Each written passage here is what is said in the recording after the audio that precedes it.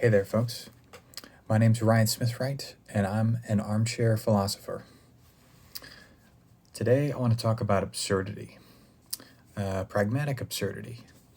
Talking about the things that you see around you that don't make sense.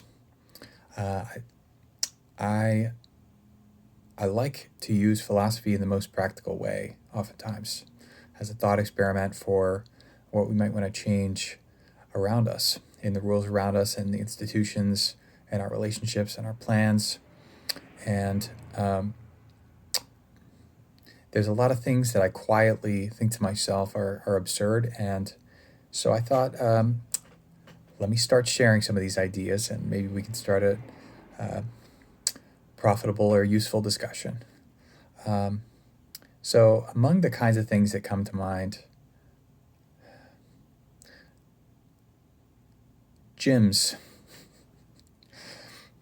When I think about how many challenges there are in the world, how many problems, and how easy it can be for anybody who goes to a gym to feel good about walking by somebody who's living on the street, to go into a gym and move weights back and forth. It seems absurd to me. You know, an alien looking down at Earth, saying, "Well, okay, there's a lot of people in pain. There's limited amount of energy to be expended by these people, and they really celebrate people going into these places. Anybody who can get the gumption to go and then blow their energy on something unproductive. Now, it's good practice, right? It's targeted muscle groups. I get it. You know, I still go to the gym sometimes, but this idea has brought me more often, more and more often, to look for ways that I can get exercise by doing something that has productive output. By building something, by doing some demo work for on a friend's farm, just picking stuff up and moving it, even if it's a little bit productive. And then that brings me around to this idea of, like, well, what should the best shape of a person be? We like to see fit people.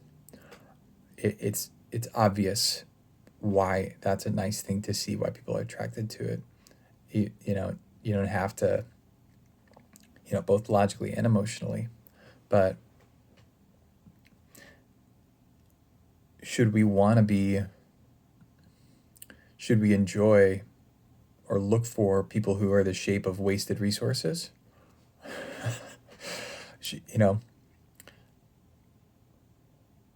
So the sort of thought experiments that I find funny, that might start an interesting conversation. I don't want to go all the way the other way around, or should I want to, right? Should I want to be attracted to people who have the gumption to sit at a computer all day, and not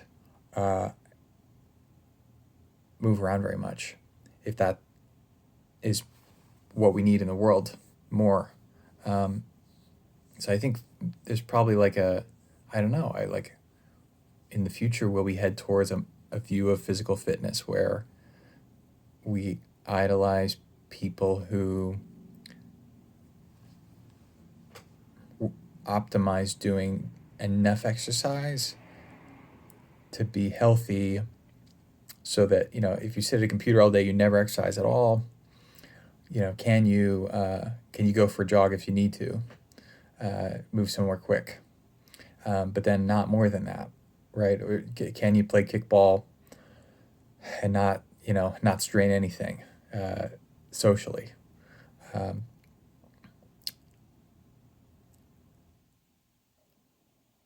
What else is absurd?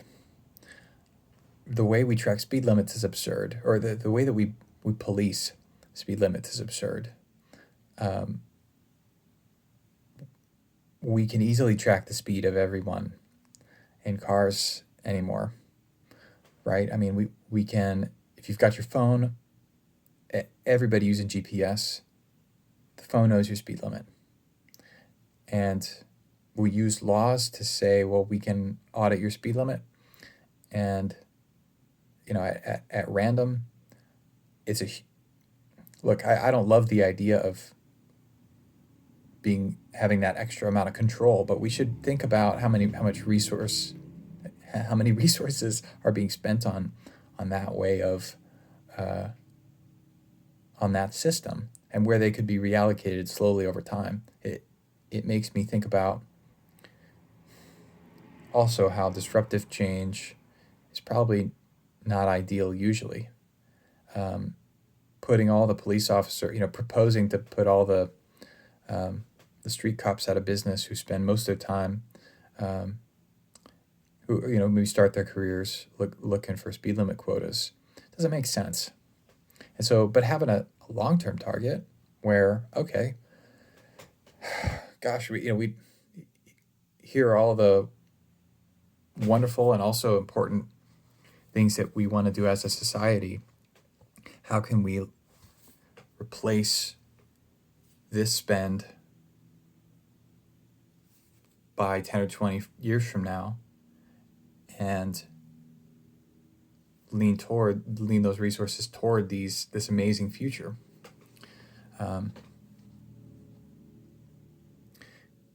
It's also absurd to me that we have so much attention so much money that goes to helping homeless people that is not about simply creating more homes. There's the economic solution for lowering housing prices. It's impossible to. Everybody knows that. Everybody knows. The evidence I see everywhere that I look is that rent controls don't work. Markets exist outside of where we try to control them, and so there's plenty of governments that go about business outside, outside of the public sector, compete in markets. And I think one of the most valuable things that we might do is just flood the market with housing.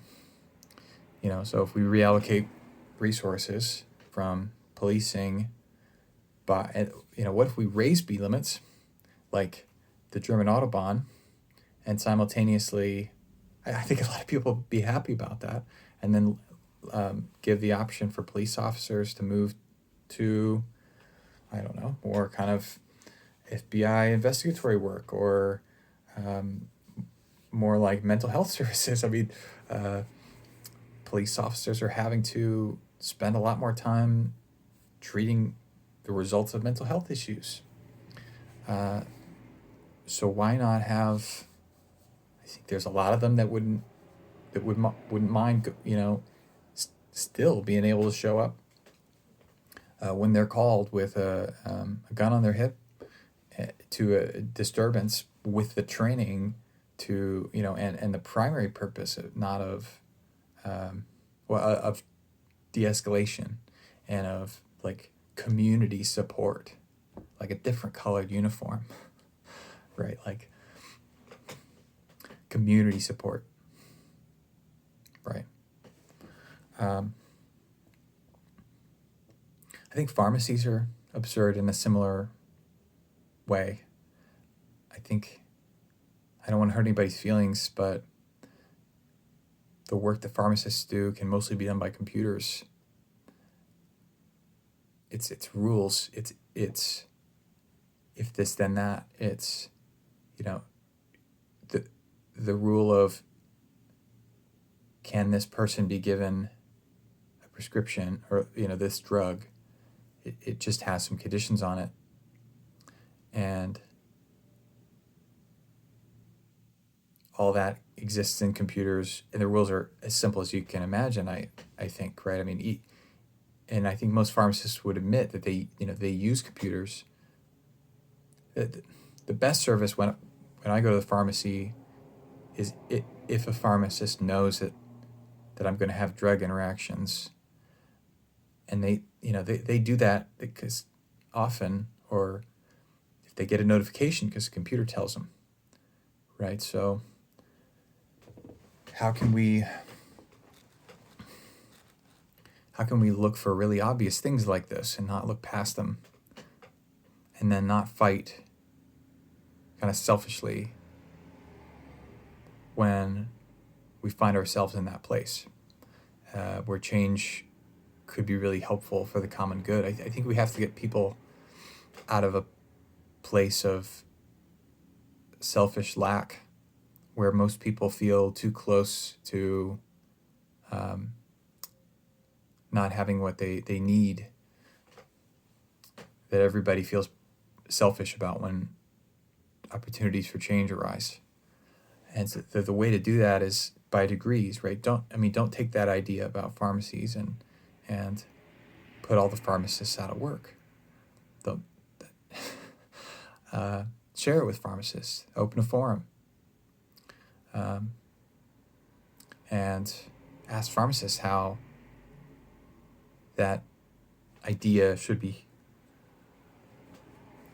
used, and what sort of work that people coming into pharmacy, like what sort of people are they? What sort of natural skills do they usually have? What would they recommend to young people considering pharmacy practices?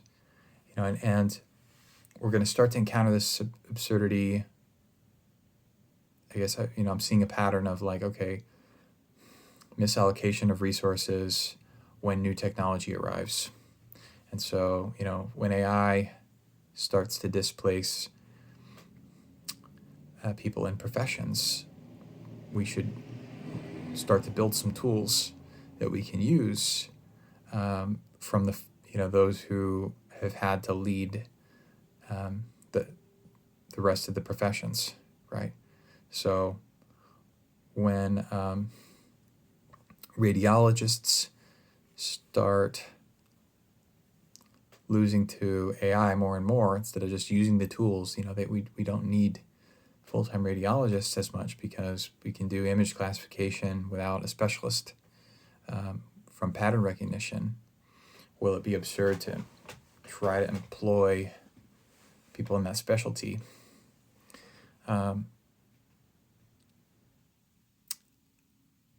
I think there's a lot of things that arise as absurd also just in capitalism generally. Like,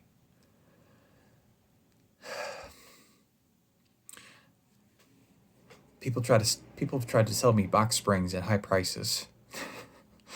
It just elevates the bed, if you ask people, right?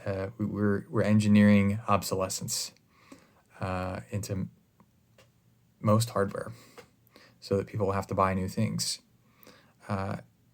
It's a prisoner's dilemma that we're all in, where if together everybody agreed to make better use of resources and make things more durable and more helpful for more people, we'd all be better off, and the pie would be bigger for everybody. So that's my last challenge, is how can we make the pie bigger for everybody? And respond with your own video. What comes to mind when you think about absurdity, and how can we use that thought experiment for the good? Thank you, folks.